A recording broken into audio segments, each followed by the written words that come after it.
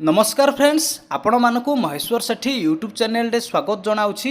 देखंतु आज आम एई वीडियो माध्यम रे डिस्कशन करबा अंगनवाड़ी कर्मी विषय रे। पुणी थरे लोकसभा रे आलोचना हैला अंगनवाड़ी कर्मी विषय रे। आपणक पाखरे मोर गोटे रिक्वेस्ट कि आपण माने वीडियोटी को लास्ट पर्यंत देखंतु, कारण वीडियोटी को लास्ट पर्यंत देखिबा द्वारा आपण माने संपूर्ण रूपे बुझी पारिबे। जदि आपण आम चैनल को फर्स्ट टाइम पई देखुछंती ताहले वीडियो को गोटे लाइक करंतु, चैनल को सब्सक्राइब करी पाखरे थिबा बेल आइकन को प्रेस करी ऑल नोटिफिकेशन बटन को ऑन करंतु। सब्सक्राइब करबा द्वारा आपण माने सब दिन नोटिफिकेशन पाई परिबे। आसंतु वर्तमान वीडियोटी को स्टार्ट करिबा। आंगनवाड़ी कार्यकर्ताओं और आंगनवाड़ी सहायिकाओं के लिए कल्याणकारी उपाय, श्री गोपाल शेट्टी जी अपना वक्तव्य पूरा करें। आदरणीय शेट्टी जी। जी धन्यवाद सभापति महोदय जी। रितेश पांडे जी द्वारा प्रस्तुत ये प्राइवेट मेंबर बिल आंगनवाड़ी कार्यकर्ता और सेविकाओं को उनके कामकाज में और उनके जीवन में एक बदलाव आए, इस प्रकार का ये प्रस्ताव है। इस पर मैं अपने विचार रखने से पहले मैं आपको धन्यवाद देना चाहता हूँ, आपने मुझे देने का मौका दिया।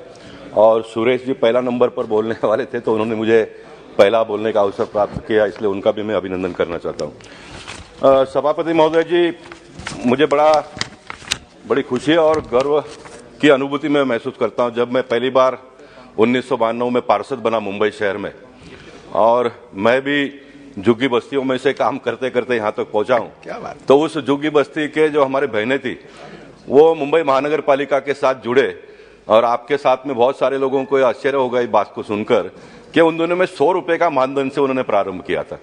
वो 100 रुपए का बढ़कर फिर 400 रुपया हुआ, फिर 800 रुपया हुआ, फिर बढ़ते बढ़ते आज बहुत अच्छा उनको मानधन मिलता है। ये तो नहीं कहूंगा, लेकिन सम्मानजनक मानधन मिलता है। ये तो मानव जीवन का एक अपेक्षा होता है कि जितना ज्यादा मिले उतना मिलना चाहिए। उसके लिए वो स्वयं भी मांग करते रहे और जनप्रतिनिधि और सरकार भी समय समय पर उसके पर विचार करते रहती है। लेकिन मैं मानता हूं कि इन आंगनवाड़ी सेविकाओं ने एक हेल्थ के सेक्टर में एक बहुत बड़ा क्रांतिकारी बदलाव किया है, बहुत बड़ा क्रांतिकारी बदलाव किया है। मैं ये कहूंगा कि सरकार के माध्यम से अगर कोई स्कीम को लोगों तक पहुंचाना है तो करोड़ों रुपए का एडवर्टाइजिंग करना पड़ता है, लेकिन ये आंगनवाड़ी के सेविका जो है वो महानगर पालिका के हो या तो सरकार के सभी योजनाओं को सामान्य परिवार के बहनों तक पहुंचाने का काम करते हैं। और खास करके अगर सरकार के साथ में डायरेक्ट जोड़ने के अनेक योजनाओं के साथ साथ में अगर एक योजना की हम बात करेंगे तो ये योजना का हम निश्चित कह सकते हैं कि आंगनवाड़ी सेविकाएं जो है सरकार की सारी योजनाओं को ले जाकर प्रत्येक घर की महिलाओं के दिलो दिमाग तक उतारने का वो प्रयास करते। मैम अध्यक्ष जी, आप हम सब जनप्रतिनिधि लोग हैं, हम कोरोना काल को भूल नहीं पाएंगे। कोरोना काल में जब काम करने के लिए कोई भी आगे नहीं आता था और झुग्गी झोपड़पट्टी बस्तियों में जहां पर बहुत ही दयनीय स्थिति में लोग अपना जीवन जीते हैं, जहां पर हेल्थ सेंटर नहीं होता है और दवा खाने तक लोगों को जाने में बहुत दिक्कत होती है पैसे नहीं होने की वजह से, ऐसे समय पर इन आंगनवाड़ी सेविकाओं ने बहुत बड़ा काम किया, बहुत बड़ा काम किया। कोरोना जैसे समाप्त होते आ गया, हमारे देश के प्रधानमंत्री सम्माननीय नरेंद्र मोदी जी के अथक प्रयास और मैं कहूंगा कि हमारे सांस्कृतिक प्रयास का उसमें बहुत बड़ा योगदान है। लोगों ने इसका हंसी मजाक भी उड़ाया, थाली बजाने से लेकर दिया जलाने की बातों में, लेकिन मैं मानता हूं कि थाली बजाना और दिया जलाने के संस्कृति के वजह से भारत जैसे देश में कोरोना बहुत नजदीक पहुंच नहीं पाई लोगों के, और एक बहुत बड़ा बदलाव पूरे देश दुनिया के पटल पर हम लोगों ने देखा।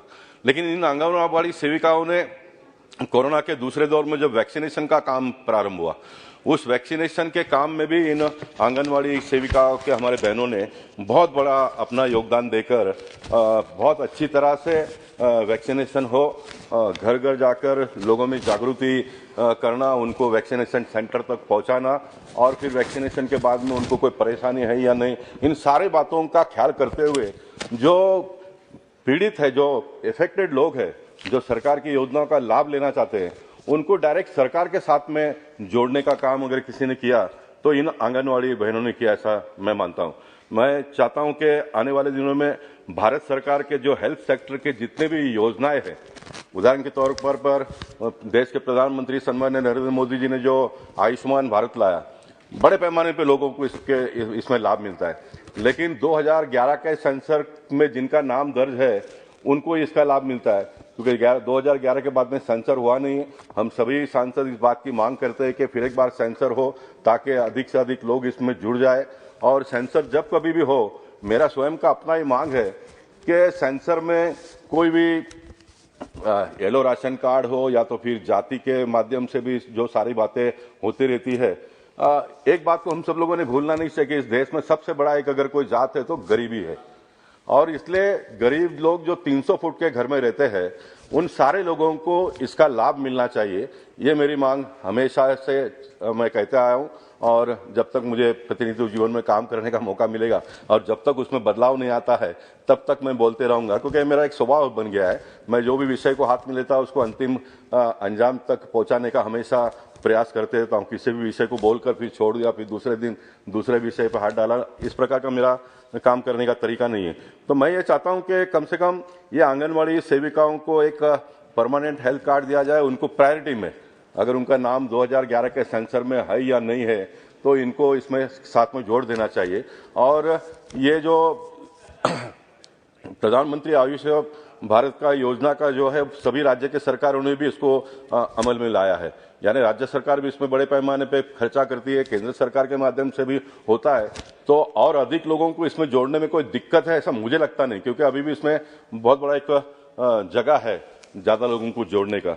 तो इन सारी बहनों को इसका लाभ मिले, क्योंकि ये दूसरे का जो चिंता करती है, अगर उनके जीवन में भगवान करे कभी कोई आफत इस प्रकार का आए नहीं, बीमार ना पड़े हो, लेकिन अगर पड़ते हैं तो उसकी व्यवस्था हम जैसे लोगों ने इस पार्लियामेंट के माध्यम से पूरे देश भर के बहनों का चिंता हमने करना चाहिए। इसलिए इसका लाभ उनको मिले, उनको प्रायोरिटी में इसके साथ में जोड़ा जाए। ये भी मैं सम्मान मंत्री महोदय जी यहाँ पर बैठे हैं तो उनसे भी मैं निवेदन करना चाहूंगा।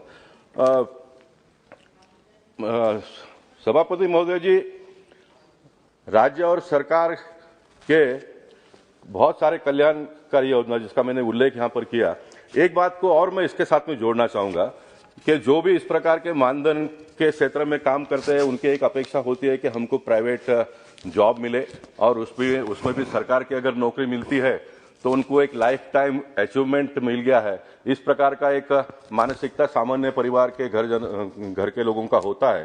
तो मैं चाहूंगा कि कॉर्पोरेशन में हो, राज्य सरकार में हो, केंद्र सरकार में हो, ये जो आंगनवाड़ी सेविकाएं हैं इनमें जो लोग काम करते हैं इनमें से अच्छे बहनों का चयन करके उनको डायरेक्ट क्यों ना हम नर्स बनाया जाए, नर्स के काम में उनको जोड़ा जाए। उनको एक जो भी 1 साल का 2 साल का ट्रेनिंग देना वो भी सरकार के माध्यम से हम दे सकते हैं। तो इनको एक पहले का अपना एक अनुभव होता है, उसका भी लाभ मिलेगा। और फिर आंगनवाड़ी के क्षेत्र में काम करने के लिए आने वाले दिनों में भी बड़े पैमाने पे लोग सामने आएंगे, क्योंकि इसमें से डायरेक्ट उनका प्रमोशन हो सकता है। इस प्रकार के एक मानसिकता उनकी तैयार होगी तो इसमें सरकार को भी बहुत बड़ा लाभ मिलेगा। हम डायरेक्ट इनमें से चयन कर सकते हैं, इनका अनुभव का लाभ ले सकते हैं। साथ साथ में नए जो हमारे बच्चे पढ़कर बाहर निकलते हैं सामान्य परिवार के, वो अगर उनकी प्रायोरिटी में हेल्थ सेक्टर में कहीं पर दिमाग जाता है, जो डॉक्टर नहीं बने हैं, तो ऐसे लोगों का नर्स बनने की बहुत उत्सुकता होती है। प्रधानमंत्री के स्किल डेवलपमेंट के स्कीम के माध्यम से मैंने अपने मतदार संघ में बहुत सारे एमपीस लोगों ने भी इसका प्रारंभ किया होगा। हमने नर्सेस का कोर्स का हमने प्रारंभ किया, तो बड़े पैमाने पे बच्चियां इसमें आती है कोर्स करने के लिए। तो मैं चाहूंगा कि इनमें से ही कॉर्पोरेशन, राज्य सरकार और केंद्र सरकार के में जहां पर भी जॉब अगर क्रिएट होता है तो उसमें इनका चयन हो, इस प्रकार का हमने प्रयास करना चाहिए। देश के प्रधानमंत्री सम्माननीय नरेंद्र मोदी जी ने महिलाओं के जीवन में एक बहुत बड़ा बदलाव 8 साल में लाने का काम किया। चाहे वो बेटी बचाओ बेटी पढ़ाओ से अगर करेंगे, दुनिया के इतिहास में जब कभी भी इसके बारे में इतिहास में लिखा जाएगा तो ये लिखा जाएगा कि एक व्यक्ति सरकार के किसी भी पैसे का उपयोग ना करते हुए सिर्फ अपने विचारों के माध्यम से लोगों को अगर अपील करते हैं, तो कोई भी कायदा न बनते हुए भी, सभापति जी आप मेरे बात से सहमत हो जाएंगे, हम लोग इस पार्लियामेंट में हो या तो विधानसभाओं में कायदा बनाते हैं, लेकिन उस कायदे को कितने लोग मानते हैं कितने लोग नहीं मानते इसका कभी डिबेट एंड डिस्कशन हो सकता है। लेकिन प्रधानमंत्री के एक अपील पे देश भर में बच्चियों का जन्म होना बढ़ गया। बच्चियों को पालने पोसने से लेकर उनका पढ़ाई से लेकर उनके जीवन में कैसे बदलाव लाया जाए, इसका प्रयास हर घर के माँ बाप करने लग गए। यानी इन दिनों में बेटी एक जमाना था हमारे भारतीय संस्कृति में, अगर बेटी घर में पैदा होती है तो लक्ष्मी आई है ऐसा कहा जाता था। लेकिन बीच के 2-3 दशक हमने इस प्रकार के पाए, बेटियों के साथ में किस प्रकार से जुल्म होता था पैदा होने से पहले और पैदा होने के बाद तक, ये हम सब लोगों ने देखा है। लेकिन देश के प्रधानमंत्री ने एक अपील करने के बाद में एक बहुत बड़ा बदलाव देश में आया है। इसलिए मैं देश के प्रधानमंत्री को भी धन्यवाद देना चाहूंगा। और आने वाले दिनों में सभापति महोदय जी, देश विकास की ओर जा रहा है। हम 5 ट्रिलियन इकोनॉमी डॉलर की बात कर रहे हैं। विकसित देश में भाई अगर आप देखेंगे तो घर में पति पत्नी दोनों काम करते हैं। अगर यूएस के आप अमेरिका की बात करेंगे तो वहां से जो लोग भी आते हैं वो कहते हैं उनके घर में जो बच्चे होते हैं वो भी पढ़ाई के लिए, उनको पॉकेट मनी के लिए वो भी काम करते हैं। हमारा एक देश ऐसा है कि घर में अगर मैक्सिमम 2 लोग काम करते हैं और घर में 8 लोगों का परिवार चलता है, ये हमारी एक सिस्टम डेवलप हुई है। लेकिन आने वाले दिनों में देश को अगर बहुत तेजी से आगे जाना होगा, हम 5 ट्रिलियन डॉलर इकोनॉमी की बात करते हैं, लेकिन बहुत जल्दी हम आगे भी जम करके आगे जाएंगे। तो ऐसे समय पर पति पत्नी दोनों को काम करना पड़ेगा। और इन दिनों में बहुत बड़े पैमाने पे बच्चियां और महिलाएं काम करने लगी है, लेकिन इनको सम्मानजनक ढंग से काम मिले और काम का सही दाम मिले, इस प्रकार की भी एक व्यवस्था देश में निर्माण होती ही जा रही है। उसके ऊपर हम लोगों ने ध्यान देकर और अधिक लाभ बहनों को और महिलाओं को किस तरह से मिले, इसका भी हम सब लोगों ने मिलकर प्रयास करना चाहिए। मैं अपनी बात को यहाँ पर समाप्त करते हुए फिर एक बार इस बात को यहाँ पर मंत्री महोदय जी के ध्यान में लाकर देना चाहूँगा।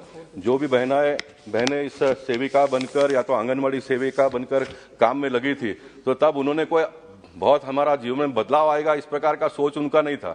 उनका सोच यही था कि हम समाज के लिए कुछ योगदान दें अपना। हमारे जो सिस्टम है, कॉरपोरेशन हो या तो राज्य सरकार की, सरकार को हम मदद करें, इस प्रकार के सोच से वो आए थे। लेकिन जबकि ये विषय इतना बड़ा हो गया पूरे देश भर में, तो उनकी छोटी मोटी कुछ अपेक्षाएं जागी है, तो उस अपेक्षाओं पर हम सब लोगों ने मिलकर खरा उतरने का प्रयास करना चाहिए। मुझे इस विषय पर आपने बोलने का अवसर दिया, धन्यवाद। मैं आपका धन्यवाद अदा करता हूँ। बहुत बहुत धन्यवाद। भारत माता की जय।